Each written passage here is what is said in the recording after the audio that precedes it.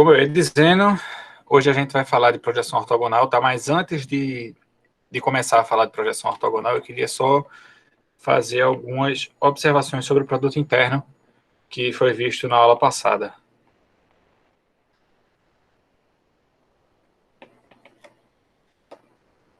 Tá? É só mais para vocês terem cuidado com relação a algumas diferenças do produto interno com relação à multiplicação de números reais, por exemplo. Tá? A primeira observação, que é a mais direta, e tem que tomar bastante cuidado com isso, é que se eu faço o produto interno entre dois vetores, o if aqui no caso, o resultado desse produto é um número real.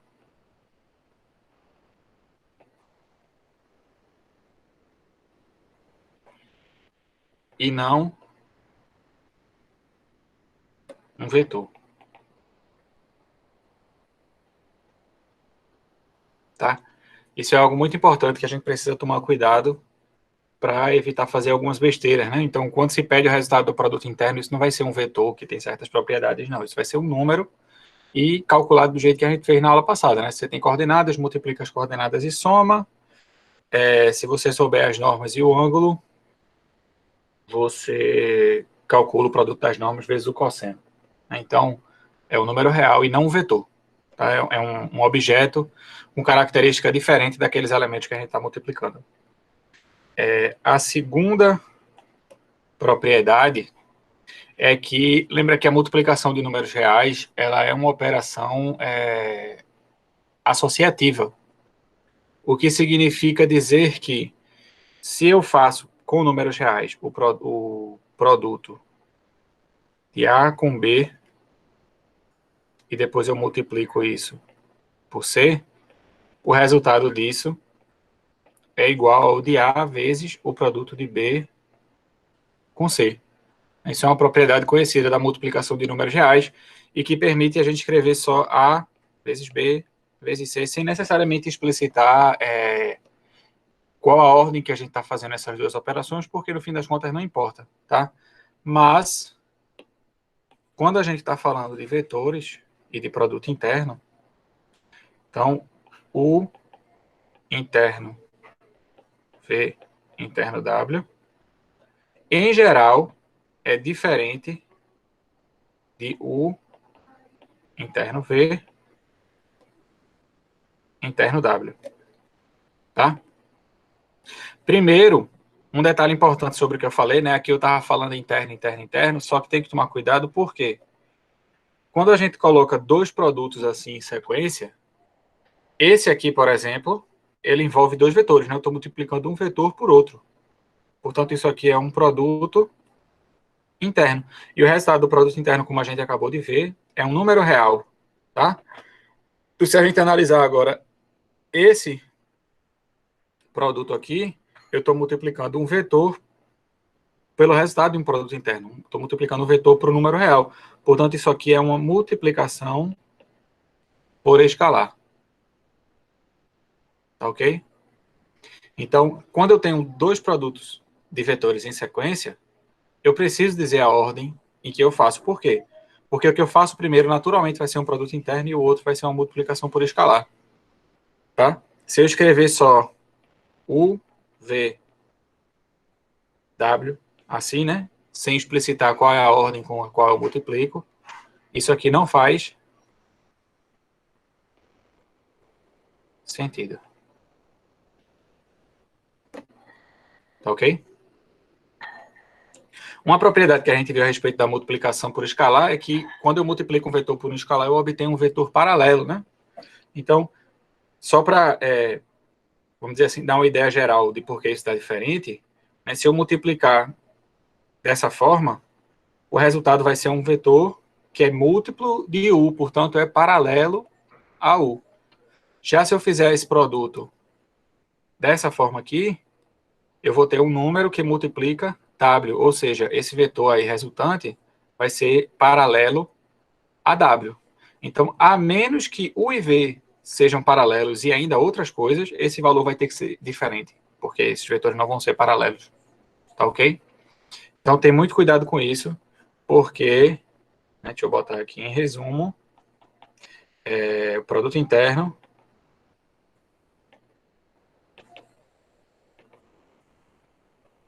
não é associativo. Não é, tá? Explicitar bem direitinho. Então, tomem cuidado com isso. Outra propriedade que a gente corriqueiramente usa quando a gente está falando de multiplicação de números reais, diz a respeito do produto da zero, né? Se eu tenho um número que multiplica outro e o resultado disso é zero, a gente tem uma implicação óbvia que é que se o produto de dois números dá zero, ou o primeiro é zero, ou o segundo é zero. A gente não tem outra possibilidade, né? Então, se o produto dos números dá zero, um dos dois tem que ser zero. Mas isso não necessariamente acontece com o produto interno de vetores, tá? Então, se U vezes V dá zero, não significa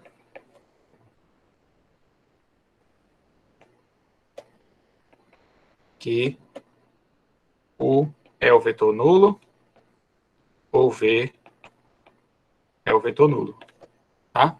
Ou seja, é possível você pegar dois vetores que não sejam nulos e que o produto dê zero. Então, por exemplo, se eu pegar aqui o vetor U igual a 2, 1 e V como sendo o vetor menos 1, 2, né? Observe primeiro que eles não são nulos, né? As coordenadas deles são diferentes de zero. Então, esses dois vetores não são vetores nulos. Mas observe que se eu fizer o produto de U com V, o resultado vai dar 2 vezes menos 1, mais 1 vezes 2, menos 2 mais 2, que vai dar zero. Ou seja, é possível o produto de dois vetores dar zero, mesmo que os dois vetores sejam não nulos, tá? Então tem que tomar cuidado com isso, para não gerar implicações erradas sobre o assunto, tá? E essa afirmação, em geral, ela é bem intuitiva, né? Como a gente sabe calcular, como a gente sabe fazer multiplicação com números reais, a impressão que fica é que a operação vai funcionar assim como acontece com números reais, mas isso não é bem verdade, tá? Então tem que ajustar aí a ideia intuitiva sobre a operação por causa disso, tá? O que vale com relação ao produto interno da zero, que foi o que eu falei para vocês, foi que se o interno V é zero, então os vetores U e V são ortogonais, ok? Então, se o produto deu zero, não significa que um deles é zero, significa que os vetores são ortogonais. Tá bom? Vamos ver o que mais.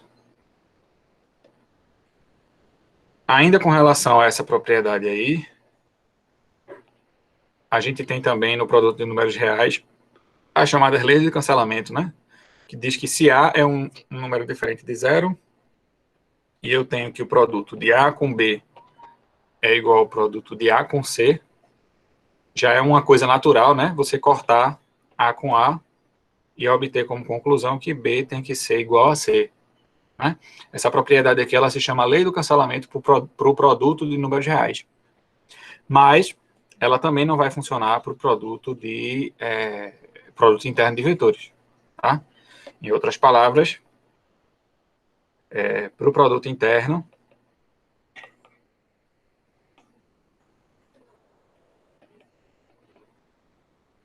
não valem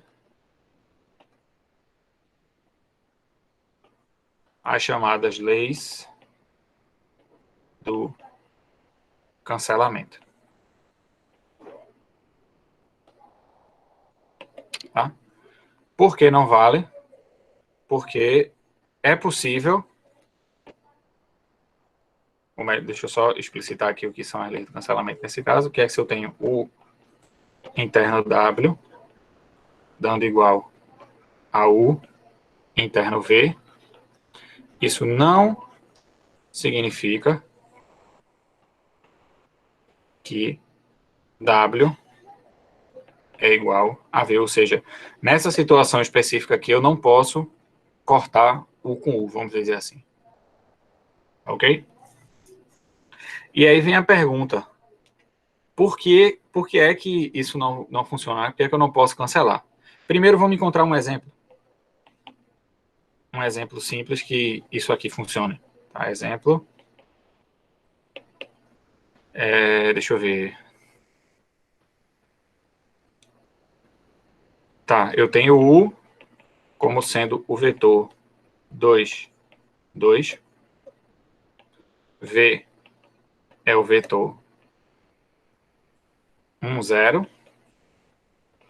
E W é o vetor 0, 1. Tá bom? Tem esses três vetores aí. Observe que se eu fizer o produto de U com V, o resultado vai dar 2. Se eu fizer U com W, o resultado vai dar 2 também, mas V é claramente diferente de W. Ou seja, nessa situação aí, o V é igual ao W, mas V é diferente de W. Então você não pode simplesmente, na igualdade lá, cortar U com U, porque isso não vai dar certo. Tá bom? Então, não valem a lei dos cancelamentos, as leis do cancelamento. No fim das contas, o que é que a gente pode dizer quando o U interno V é igual ao U interno W? Tá? Então, se U interno W é igual a U interno V, o máximo que a gente pode dizer é o seguinte: se eu passar o U interno V para o lado esquerdo da igualdade, eu fico com U interno W menos U interno V, dando igual a 0. E usando as propriedades do produto interno, eu posso colocar o U em evidência, né? Então, isso fica U interno W menos V igual a 0. Ok? Então, o máximo que eu posso dizer quando o produto de U com W é igual ao produto de U com V é que o vetor U ele é ortogonal ao vetor W menos V. Eu não posso dizer nada mais do que isso. Certo? Deu para entender? Direitinho? Massa. Que é justamente o que acontece lá com números reais, né? De números reais, a implicação... Opa, apertei errado aqui. De números reais, a implicação que segue daqui é que U é 0 ou W menos V é 0. Mas isso não vale para produto interno de vetores, né? Isso vale para multiplicação de números reais. Então, a gente não vai conseguir essa implicação aqui. Tá? O que a gente pode dizer nesse caso, que um produto dá 0, é que um vetor é ortogonal ao outro. E fim de papo. Ok? E outra coisa muito importante, que é o 5, é o seguinte, é que não existe inverso multiplicativo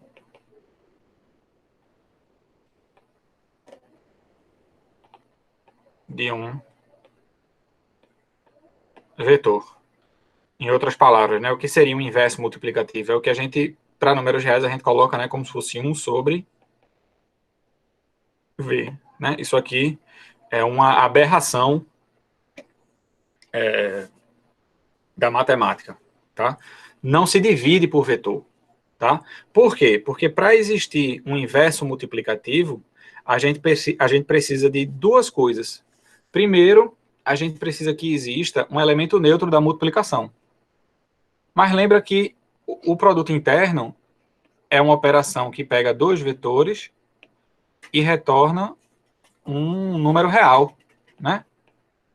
Em outras palavras, não vai existir o elemento neutro, ou o elemento que não faz nada, o elemento que U vezes V dá V, ou U vezes V dá U. Não vai existir esse elemento. Por quê? Porque o resultado não é um vetor, e sim um número real. Então, não existe um elemento neutro da multiplicação do produto interno. E aí uma pessoa poderia pensar assim, professor, então eu posso dizer que o inverso de U é o vetor cujo produto dá 1? Também não. Tá? Também não, por um motivo bem simples. Existem infinitos vetores com essa propriedade. Tá? Não existe um único vetor que tem essa propriedade. Por isso que a gente não pode chamar, nesse caso, V de inverso multiplicativo de U. E é fácil encontrar o exemplo. Tá? No exemplo anterior, eu podia, por exemplo, usar esse vetor U e eu podia chamar V de meio 0 e W de 0, meio. Se eu fizer o produto interno de V com U, vai dar 1. Se eu fizer o produto interno de W com U, vai dar 1 também. E esses dois vetores são diferentes, então qual deles seria o inverso? Né?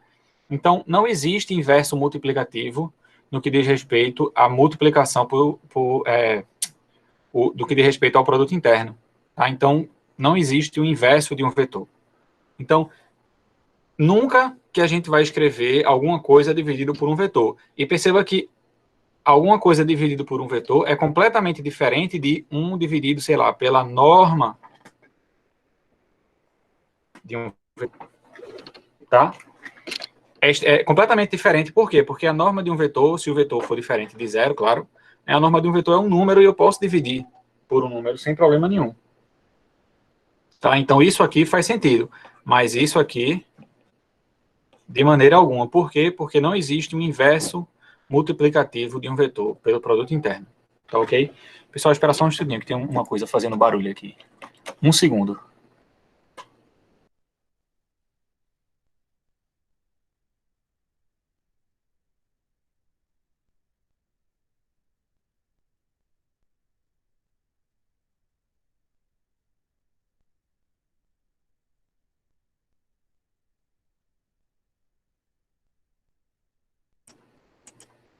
Pronto. Voltei. Tá ok, pessoal. Entenderam? Então, isso é um detalhe que pode parecer não muito, vamos dizer assim, complicado, né? É simples entender isso, mas é muito fácil a gente cometer algumas falhas, algumas gafes que envolvam esse tipo de coisa. Uma delas é, por exemplo, a lei do cancelamento. Porque o que é que justifica a lei do cancelamento? O que é que a gente pode usar como justificativa para a lei do cancelamento? A gente poderia justificar que isso aqui dá igual, então eu posso dividir os dois lados por U. Né? Cortar U com U é equivalente a dividir por U dos dois lados, mas a gente não pode dividir. Então a gente não pode cortar. Tá? Então veja que é uma situação em que a existência de um inverso multiplicativo ela aparece ali de maneira disfarçada, né? Quando você faz um cancelamento, você está fazendo uma coisa desse tipo, tá? Outra situação em que você não pode fazer isso é quando, por exemplo, sei lá, é muito comum, eu já vi gente fazer isso em prova, tá? Você tem uma situação em que o problema diz... acho que a gente fez um problema igual a esse antes, que era assim, suponha que o produto interno de U com V é 3. E aí a pessoa faz assim, ora, se U interno V é 3, então U é 3 dividido por V, passa o V para o outro lado dividindo. Não vai poder fazer isso. Isso aqui é um absurdo. Mesmo que no fim das contas você fez, supondo que isso tivesse certo, deu certo a conta, deu para resolver, a conta inteira está errada, porque você começou a partir de um absurdo. E a partir de um absurdo tudo pode acontecer. Tá certo? Então, essa é uma situação também que pode acontecer. Outra também é quando você tem, por exemplo, U interno V dividido por U interno W. Né? Digamos que a gente vai ver hoje uma fórmula que acontece uma coisa parecida com isso aqui, e aí na cabeça da gente pode parecer meio que, poxa, eu vou cortar o com U, né? Tem U em cima, U embaixo, a gente corta. E não, a gente não pode fazer isso. Primeiro, por que a gente não pode fazer isso? Porque o que justifica esse corte é dividir em cima por U e dividir embaixo por U, mas não existe inverso multiplicativo de U para a gente dividir. Então, a gente não vai poder fazer isso. Além disso, é que se eu fizer esse corte, cortar U com U, a expressão que eu vou ficar no final vai ser V dividido por W, o que é um absurdo, porque aí eu vou estar dividindo por um vetor do mesmo jeito. Ok? Então, outra coisa que a gente não pode fazer. E observe que essa fração aqui que eu escrevi, ela não tem problema nenhum, porque eu tenho um produto interno dividido por um produto interno. O resultado do produto interno aqui em cima é um número, o resultado do produto interno aqui é outro número. Então, essa fração ela faz todo sentido. Mas cortar U com U não faz. Tá bom? Então, essas são algumas das diferenças assim com relação ao produto interno de vetores, né? Umas diferenças do produto interno de vetores com o produto de números reais, por exemplo, que podem causar alguma confusão em algum exercício, em alguma demonstração, tá? Então, eu estou esclarecendo aqui. Sempre que você tiver alguma dúvida relacionada a isso, professor, eu posso fazer isso, eu posso fazer aquilo, pergunte, tá? Mande lá no grupo que os meninos respondem, tá? Se eu puder, eu respondo também, mas sempre perguntem, para evitar você estar repetindo algo errado, tá? Parte dessas coisas, parte desses erros, elas em geral são cometidos por não se entender por que essas coisas não funcionam, ou o que é que faz com que elas funcionem para números reais, por exemplo, né? Que é, como é o caso, sei lá, daqui da lei do cancelamento, por exemplo, né? Então, por que eu posso cancelar o com U não? Se for uma situação em que eu tenho A vezes B igual a A vezes C, por que eu posso cancelar A com A? Tá? Quais são as propriedades da multiplicação de números reais que me fazem permitir, né, que me fazem ter certeza de que se isso aqui acontece, com A sendo diferente de zero, claro, então B tem que ser igual a C, né? Aí vem a questão do inverso multiplicativo, por exemplo, que se A é diferente de zero, eu posso dividir dos dois lados por A. Tem a questão do produto dar zero, então um deles é zero, né? Eu posso passar isso aqui para a esquerda, botar A em evidência e trabalhar com essa ideia. Então, assim, as propriedades é que vão dizer se a gente pode ou não fazer determinada simplificação, tá? E, de novo, se tiver dúvida, pergunta, tá? Eu botei algumas aqui, porque são as que geralmente aparecem, são mais recorrentes em prova, em exercício. Então, tomem cuidado com isso, tá? Uma coisa fácil do produto interno é que ele parece muito com a multiplicação de números reais, tá? Mas isso pode ser um problema também, porque é nas diferenças que você vai acabar se atrapalhando e tendo problema, tá ok? Então, era só mais isso que eu queria falar com relação ao produto interno, e vamos falar agora de projeção ortogonal.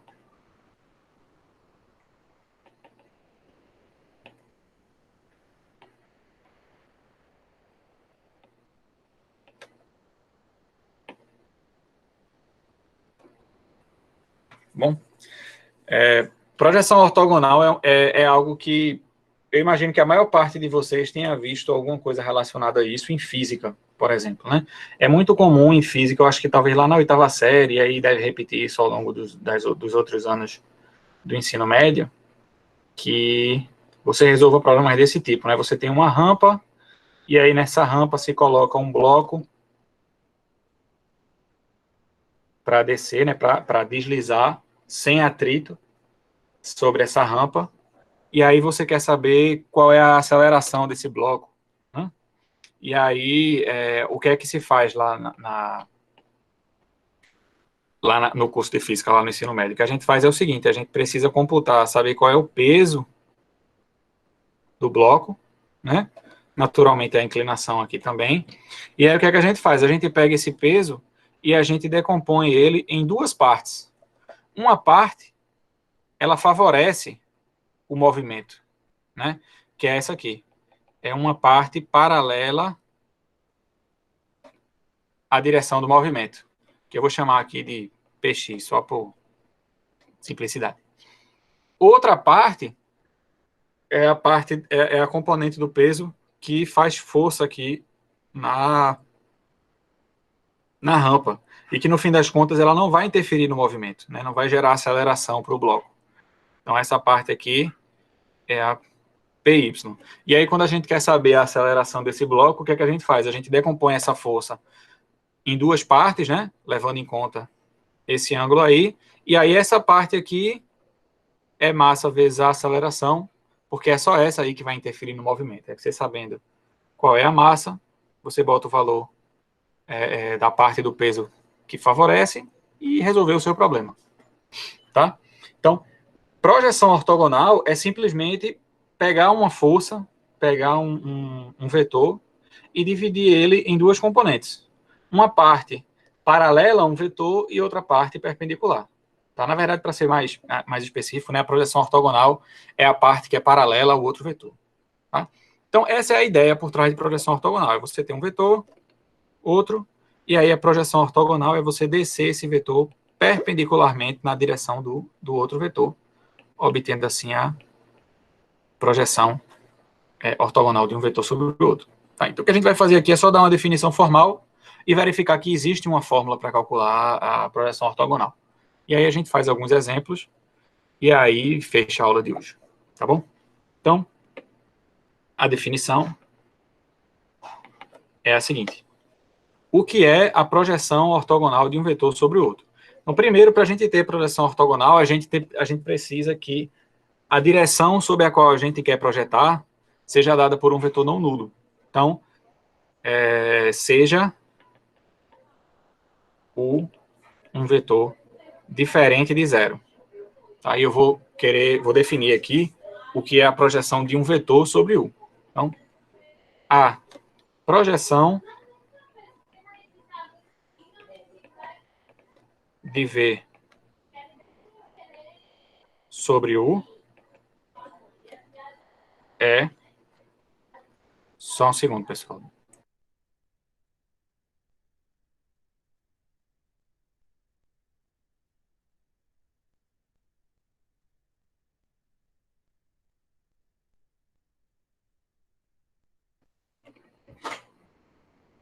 Voltando. Seja um vetor não nulo, a projeção, aqui eu omiti uma palavra importante aqui, né? A projeção ortogonal de V sobre U é o vetor P, eu vou chamar de P esse vetor por enquanto, depois eu vou dar uma notação apropriada para ele, tal que... Então, esse vetor ele vai ter duas propriedades. Vou apagar essa figura que eu vou fazer uma mais bonitinha aqui. A primeira propriedade é a parte que diz respeito a ser uma projeção. Tá? Então, se ela é uma projeção de um vetor V sobre U, então eu quero que esse vetor seja paralelo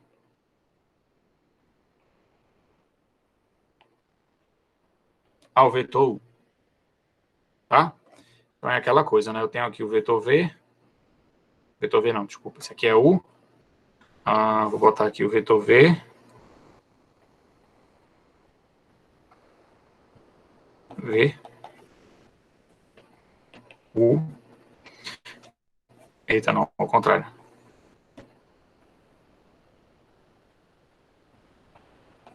U.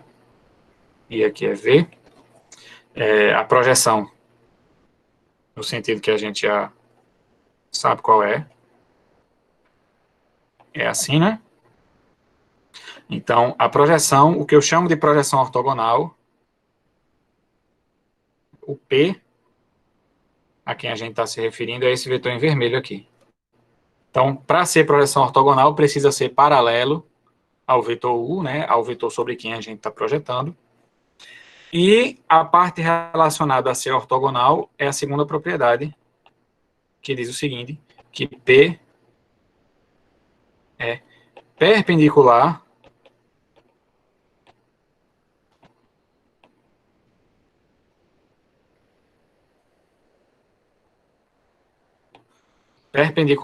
e aí tem que ser perpendicular a esse pedacinho aqui. Para botar em termos de outro vetor, esse vetor aqui ele tem um nome, eu vou botar ele em verde aqui, de U para V.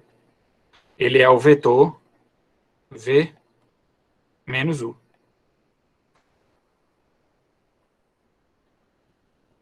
Tá? Então, P é paralelo a U e P é perpendicular a esse segmento que está em vermelho tracejado, que é representado pelo vetor V menos U. Tá? Então, essas duas propriedades são as que caracterizam a projeção ortogonal. E aí, o próximo etapa agora é demonstrar como é que a gente calcula a projeção ortogonal. Deixa eu ver aqui. Exato. Então, proposição.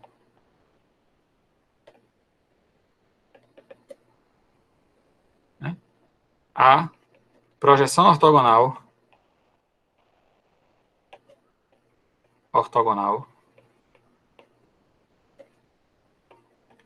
de V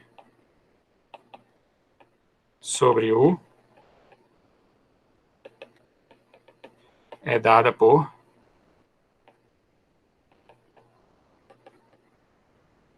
tem uma formulazinha que é essa aqui, P igual a produto interno de U com V vezes o produto de U com U vezes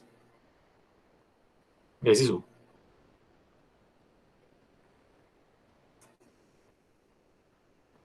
Tá? O que a gente vai verificar agora é que a gente pode usar essa formulazinha aqui para calcular a projeção ortogonal de V sobre U. Tá? Então vamos lá. Vamos demonstrar isso. E é bem facinho. É só levar em conta as propriedades.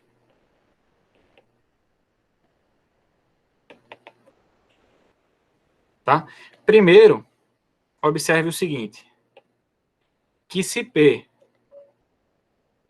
que é a projeção, é um vetor que é paralelo ao vetor sobre o qual eu estou projetando, se é paralelo a U, então o vetor P ele é um múltiplo de U. Né? Se eles são paralelos, significa que eu posso obter um através do outro multiplicando por algum número, só para ajustar o tamanho. Né? O tamanho, talvez o sentido, se for o caso. Mas, se são paralelos, eu posso fazer isso, multiplicar só por algum número, de maneira a eles terem mesmo tamanho e mesmo sentido. Portanto, um é múltiplo do outro. Tá? Já na propriedade 2, eu sei que P é ortogonal a V menos U. Né? Mas ser ortogonal, a gente acabou de ver que significa que o produto interno dá zero. Portanto, o produto interno entre P e V menos U é zero. Agora acompanha aí. Como P é múltiplo de U, eu vou substituir isso aqui no lugar de P. E aí a gente ganha aqui lambda vezes U vezes V menos U é igual a zero. Tá? Agora eu posso distribuir aqui o produto interno, ficando com lambda vezes UV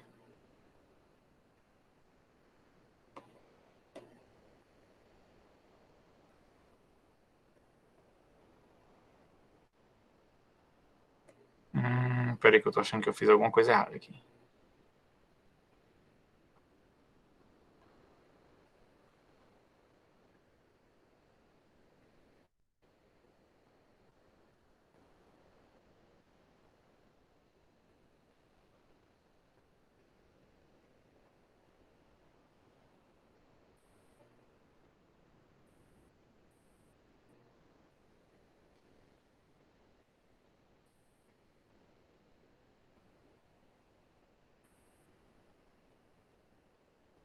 Peraí, o que foi que eu fiz errado aqui?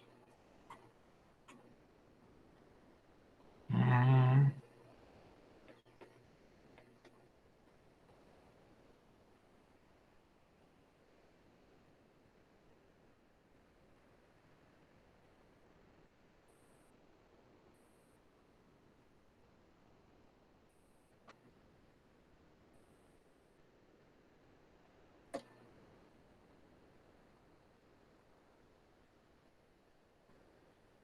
E o que foi que eu fiz de errado aqui?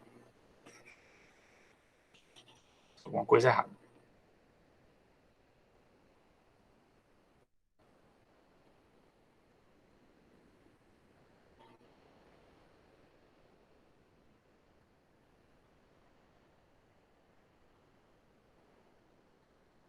Já sei. Vou só trocar aqui. É a mesma coisa, só que vai ficar assim. Se P é paralelo a U, então U é um múltiplo de P.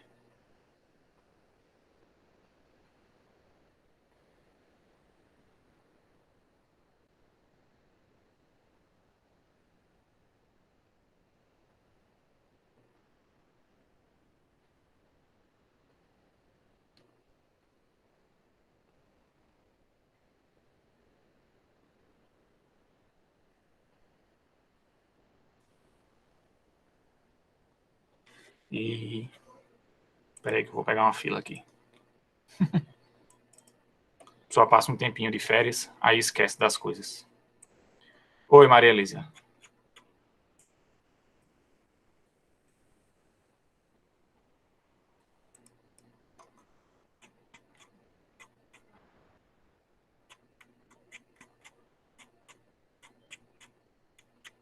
Cadê?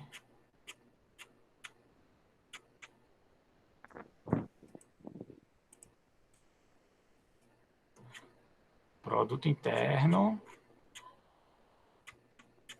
E aqui.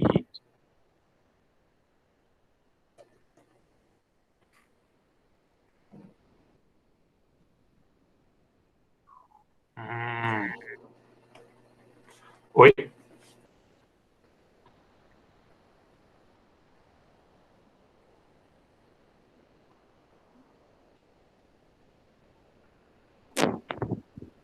Tá, eu acho que eu achei o que é que eu fiz errado. Eu fiz errado na definição, olha aí. Não é que esteja errado, mas é porque. Não, tá errado mesmo.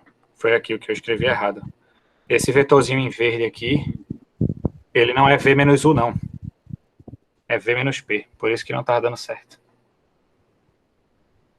É só você observar agora. Se a gente somar P nesse vetorzinho vermelho com o vetor V menos P, vai dar exatamente V, que é o vetor em branco, né? E aí dá certinho com o modo como a gente definiu soma de vetores. Foi uma gafe minha, perdão aí. Aqui é P. Fiz errado.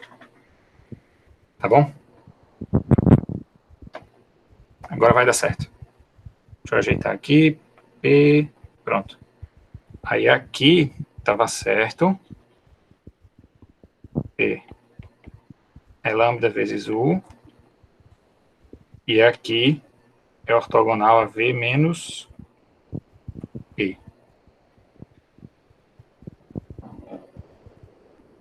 Pronto.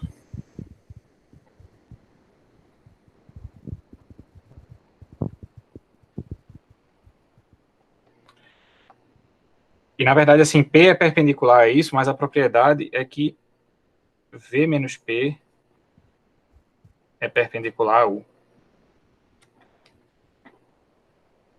Deixa eu reescrever isso aqui.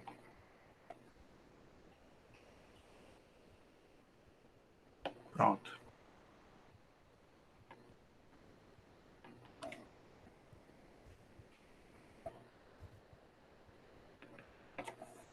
Agora sim. O que faz mais sentido, porque aí P é a parte que é paralela a U e V menos P é a parte que é perpendicular a U. Agora tá, vai dar certo. Pronto. E aí, ok. E aqui a gente muda isso aqui para o da definição, que é V menos P é ortogonal a U. Então isso me diz que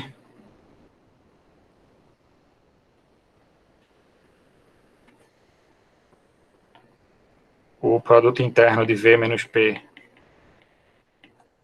com U é zero Aí agora sim, troca P por lambda U, aí vai ficar V menos lambda U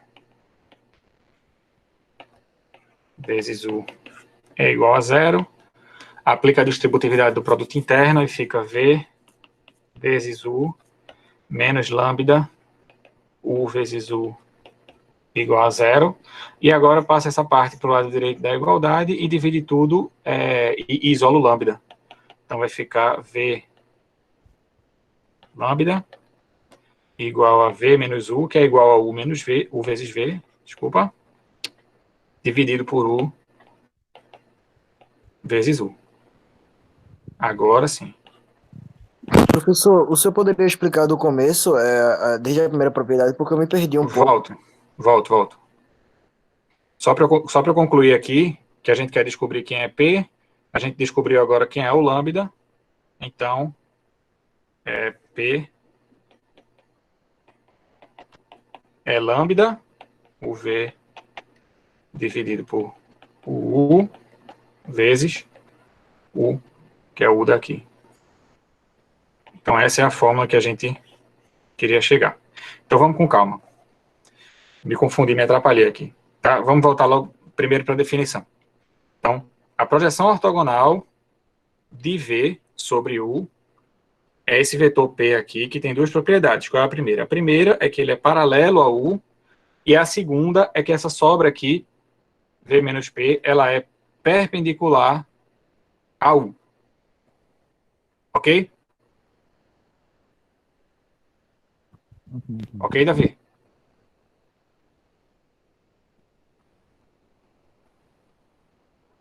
E aí vem a proposição, que a projeção ortogonal de V sobre U, ela é dada por essa fórmula aí. E aí como é que a gente faz? Ora, a gente sabe que a projeção ortogonal é paralela a U, portanto ela é um múltiplo do vetor U, é lambda vezes U, e a gente sabe da segunda propriedade que V menos P é perpendicular a U, portanto o produto interno de V menos P por U tem que dar zero. Então, V menos P interno U dá zero, V menos P interno U dá zero, né? Só que aqui a gente trocou P por lambda U, como sugere essa parte, e aí o resto é isolar o lambda. Passa isso aqui para o outro lado da igualdade, divide os dois por U interno U, e aí encontrou quem é o lambda. Então, como P é lambda vezes U, é só trocar o lambda pelo valor que a gente encontrou, e está aqui a fórmula. E a gente pode fazer isso, né? Pode passar um vetor multiplicado por um número real para o outro lado. Por exemplo, ele está somando, aí eu posso passar ele negativo e tal. Negativo não, veja, não existe um Mas vetor pode passar de ponto positivo alto, né? ou um vetor negativo, tá? O que a gente pode foi uma pergunta boa que você fez, porque é o seguinte, se a gente tem assim, U mais V igual a zero, o que é que a gente pode fazer que justifique essa passada para o outro lado, em termos de propriedades de adição? Né? A gente sabe, por exemplo, que a adição de vetores, né, permite o inverso aditivo, o oposto aditivo, na verdade, foi assim que a gente chamou. Né? Então, o que é que eu posso fazer nessa igualdade? Eu posso somar dos dois lados o oposto aditivo de V. E aí eu fico com U mais V somado com o oposto aditivo de V, dando igual a zero mais o oposto aditivo de V. Isso é uma propriedade da adição, a existência desse oposto. Tá? Outra propriedade da adição é a associatividade. Então, eu posso realizar essas duas somas na ordem que eu quiser. Então, eu posso fazer isso dessa forma aqui. U mais V mais menos V, que é igual a zero, mais... Sim, aqui eu posso botar direto, né? Porque o zero é o elemento neutro da adição de vetores, né? Então, aqui vai ficar só o oposto de V.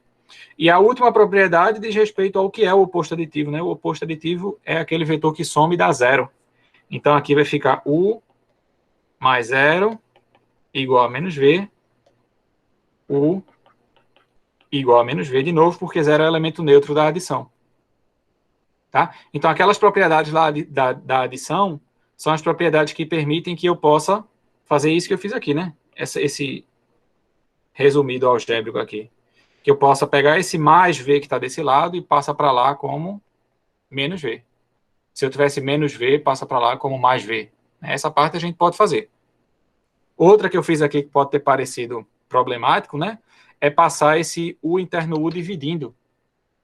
Mas eu posso fazer isso por quê? Primeiro, lembra que U é um vetor não nulo.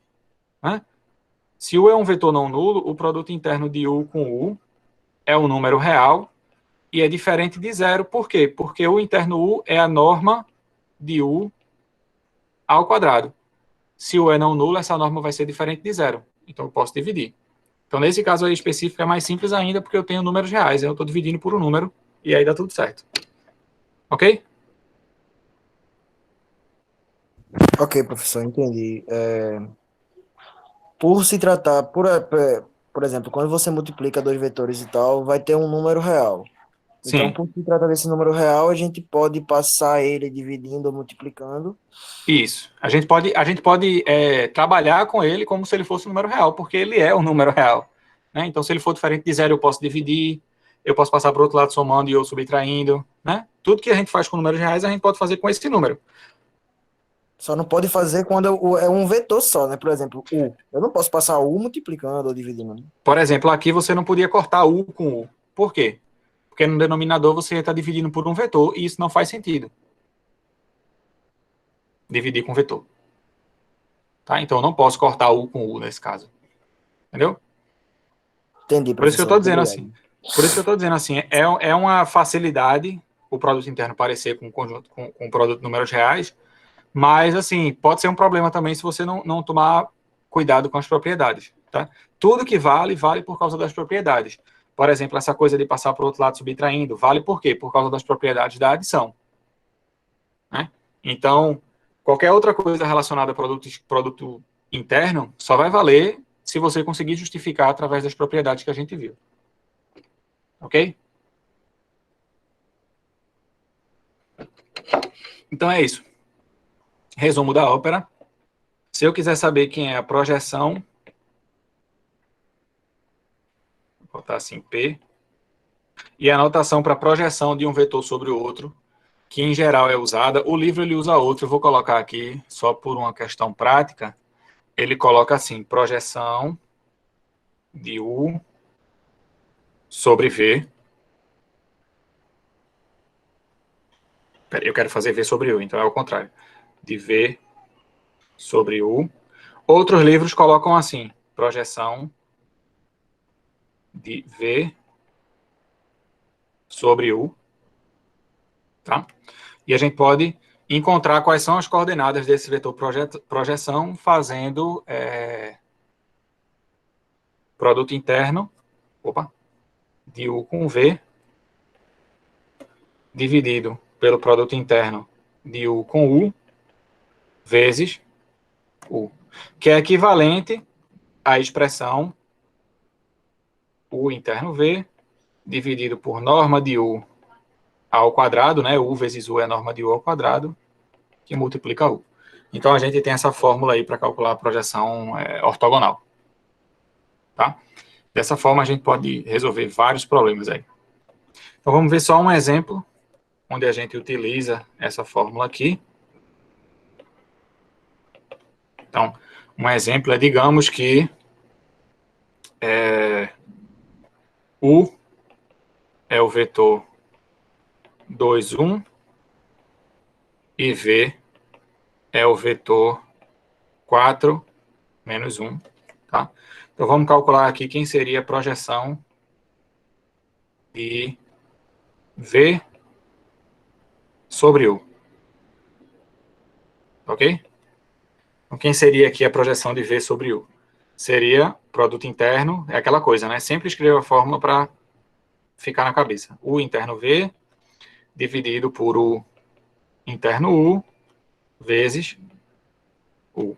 E aí, vamos fazer as contas e jogar o resultado na fórmula. U interno V, a gente sabe calcular, que vai dar 8 menos 1, que dá 7. Então, o numerador aqui vai dar 7. O denominador é a norma de U ao quadrado, então vai ficar 4 mais 1, que é 5. E U é o vetor que a gente conhece, que está ali, 2, 1. Então, vai ficar 14 sobre 5, 7 sobre 5. Tá bom? Então, essas são as coordenadas da projeção ortogonal. De maneira que, se aqui fosse o vetor V, e aqui fosse o vetor U, então, esse vetor aqui é o vetor que é obtido fazendo a projeção ortogonal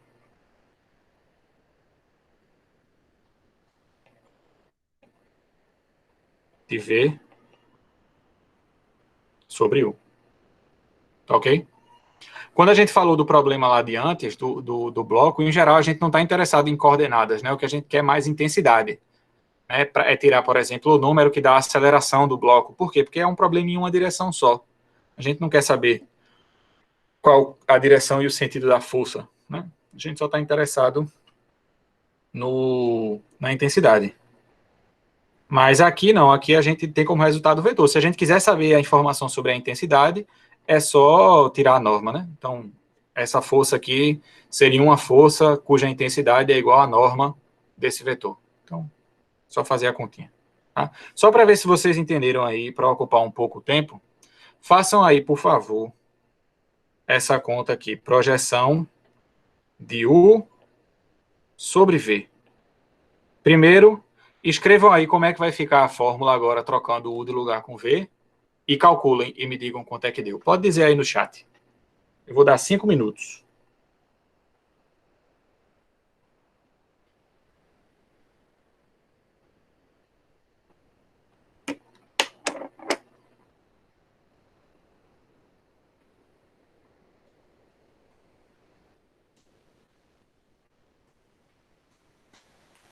Estão fazendo ou eu estou pedindo de besta?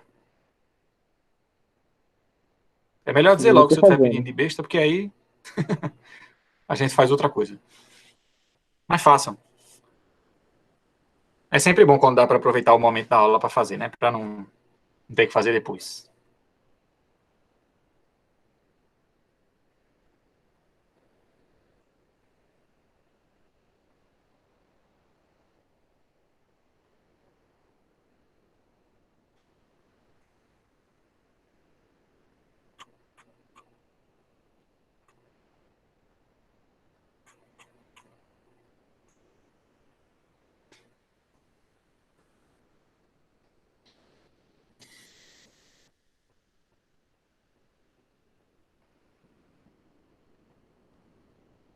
E aí, já conseguiram fazer? Pera aí, professor, um minutinho. Estou esperando, não tem problema não. Qual foi o problema, Tamires? Diga aí.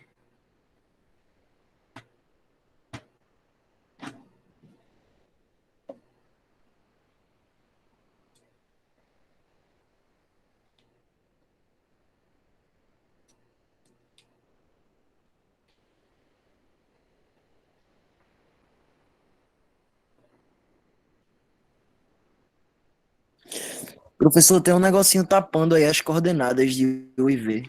Opa.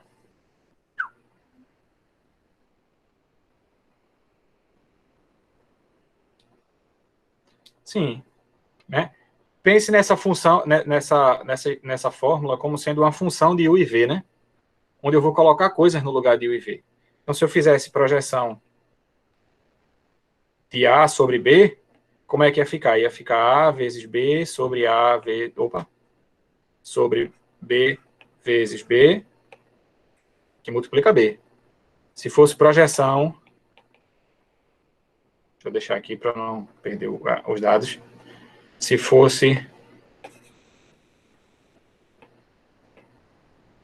projeção de carinha sorrindo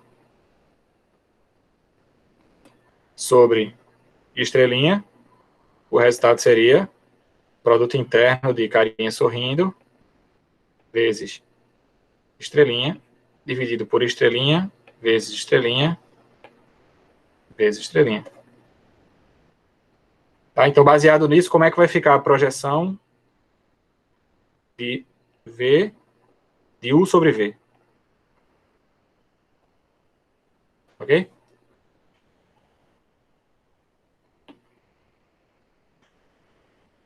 Esses exemplos, eles são usados não é para ridicularizar quem perguntou, não, viu? Só me justificando aqui. Eles são usados para você perceber que é simples mesmo, né? Às vezes a gente tem essa complicação que aparece na cabeça quando a gente vai fazer contas assim parecidas, e aí assim você percebe que, beleza, ok, o que importa é o que você vai colocar em cada posição, né?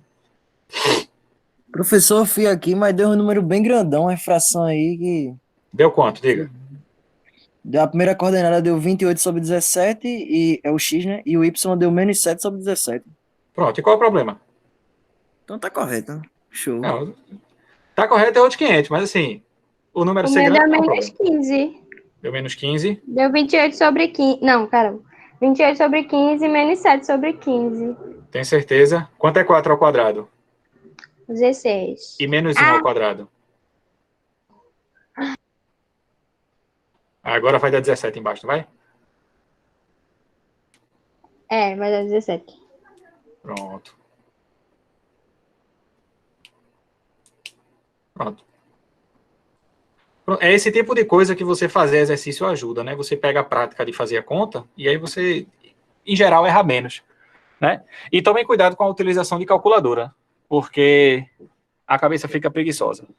Então, quando for fazer os exercícios, praticar para a disciplina, tentem não usar calculadora não, tentem fazer de cabeça para exercitar mesmo, tá?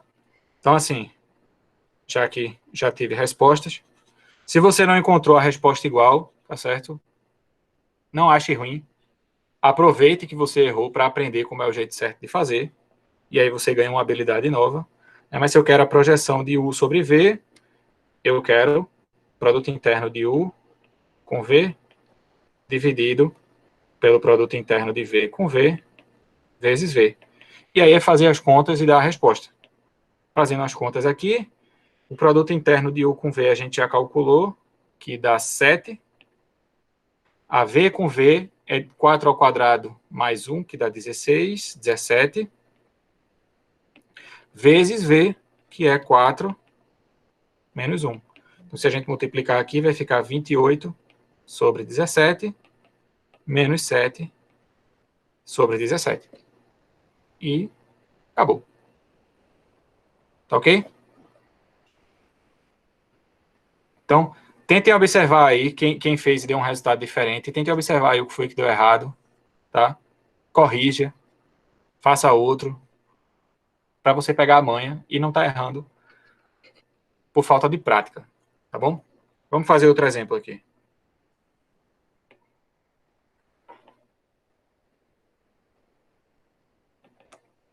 Tá, nesse exemplo, o autor ele pede o seguinte, vamos fazer letra por letra, né? Primeiro, na letra A, ele pede para verificar que verifique que o triângulo de vértices A igual a 3, 3, B igual a 0, 1, e C igual a 1, 6. Verifique que esses três vértices formam um triângulo retângulo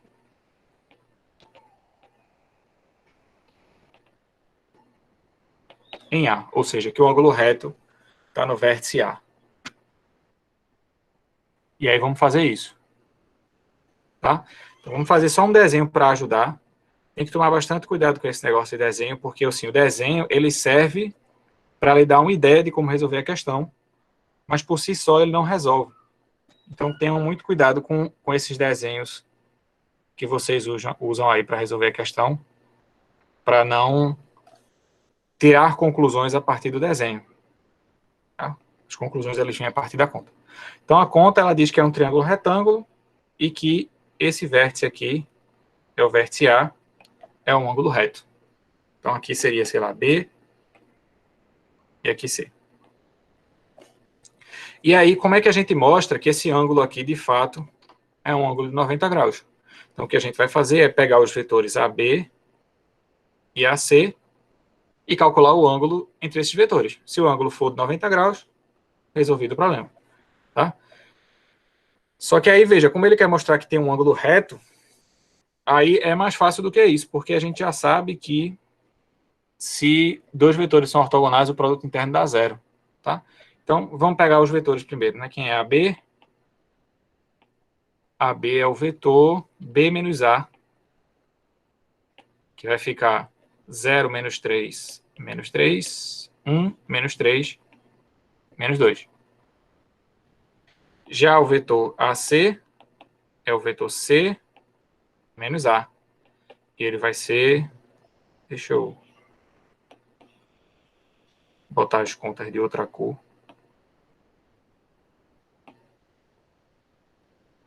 C menos A, que vai ser 1 menos 3 menos 2, 6 menos 3, 3. Se eu fizer o produto interno agora de AB com AC, o resultado vai dar 6 menos 6, que é 0. Portanto, o ângulo PAC é um ângulo reto. Portanto, o triângulo ABC é um triângulo retângulo no vértice A. É um triângulo retângulo e o ângulo reto está no vértice A. E aí, resolvemos a primeira parte do problema. Tá?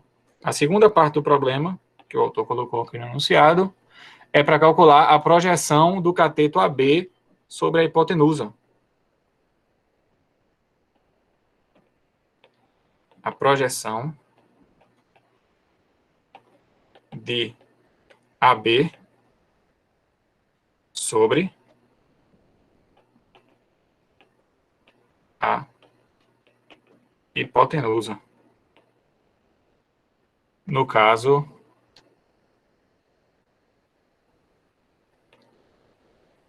assim, né? Na verdade, deixa eu ver.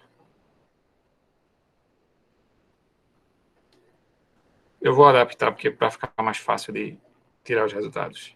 BA sobre a hipotenusa BC.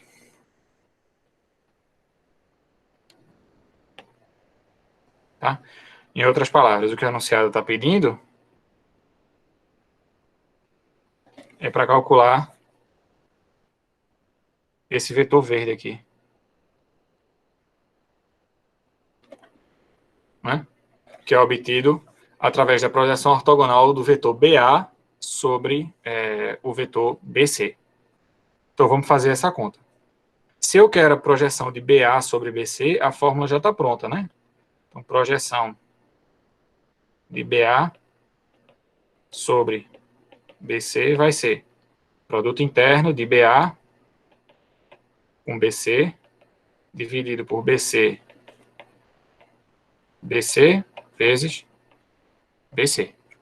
Só preciso tirar as informações e fazer as contas. E aí eu coloco aqui na fórmula. Então, vamos lá. Primeiro, quem é BA? A gente já calculou quem é AB, né?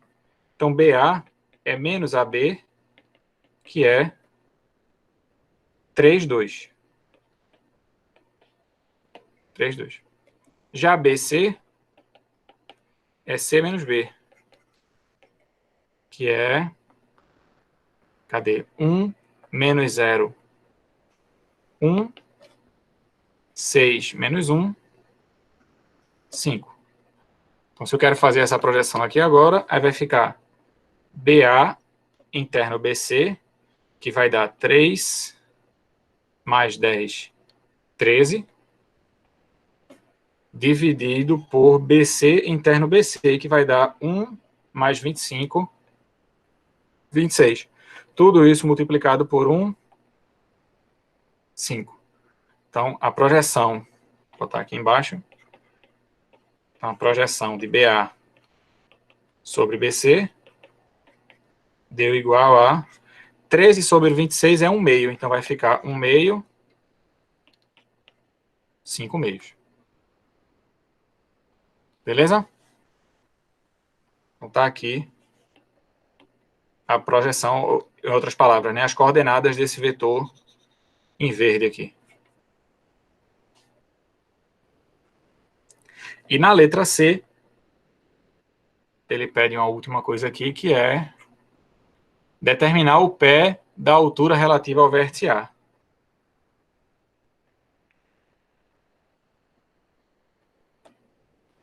Pé da altura relativa ao vértice A. Em outras palavras, o que é que ele quer? O que ele quer são as coordenadas desse ponto aqui, que eu vou chamar de P, por uma questão prática. Tá? E aí, como é que a gente pode fazer para encontrar as coordenadas de P? Alguém tem alguma ideia?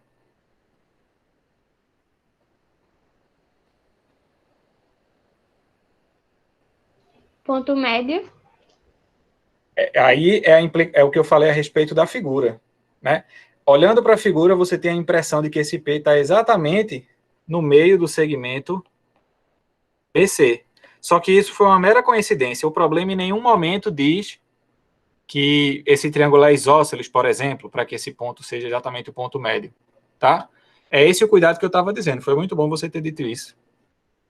Mas tenha cuidado. Tá? Não, P não é o ponto médio.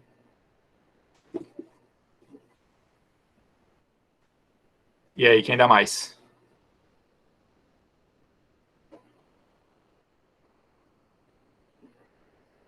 É B, a gente tem B e BP, beleza. E aí, faz o que com isso? A gente pode achar o comprimento de A e o comprimento de ATP, sei lá, para fazer um. Mas A é um ponto. O que é o comprimento de A? É a norma. De um Assim, ponto?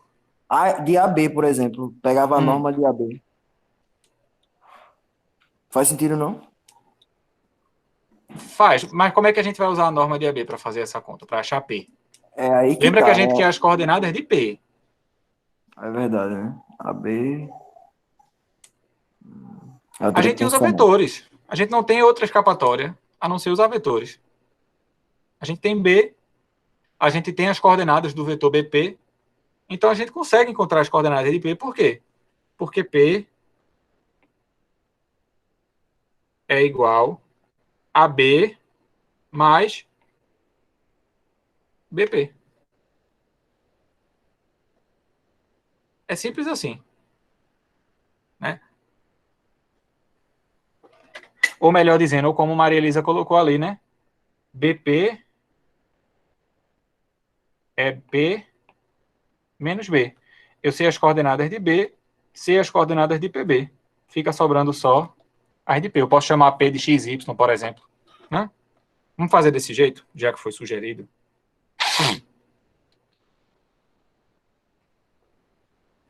Então, se P eu chamar de XY, que a gente quer encontrar quem são X e Y aí para o problema. Mas aí eu sei que B, deixa eu achar aqui o enunciado de novo, B é 0, 1, e a gente já verificou que BP é quem?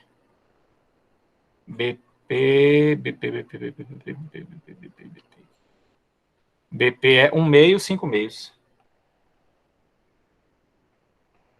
A gente acabou de verificar isso aqui. Então, BP, que é igual a 1 meio, 5 meios, é igual a P menos B, que é XY menos 0, 1, que é igual a X, Y menos 1. Então, se a gente comparar isso aqui com isso, né, a gente ganha que X é 1 meio e Y menos 1 é igual a 5 meios, ou seja, Y é igual a 5 meios mais 1, que é 7 meios. Portanto, P é o ponto com coordenadas 1 meio, 7 meses.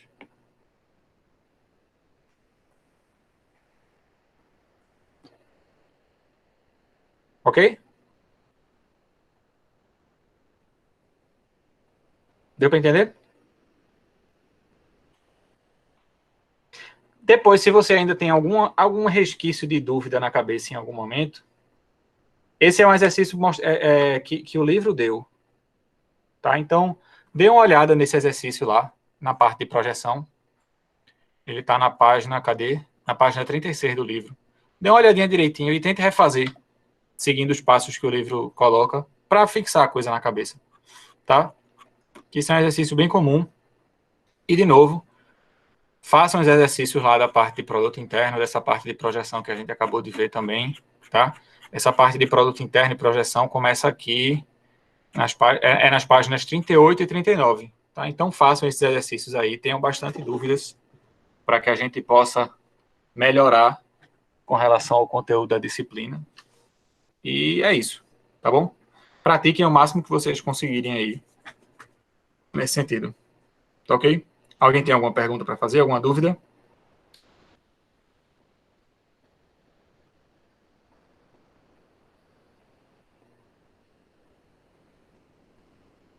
Pronto, então beleza. Então por hoje é só. Deixa eu parar de gravar aqui.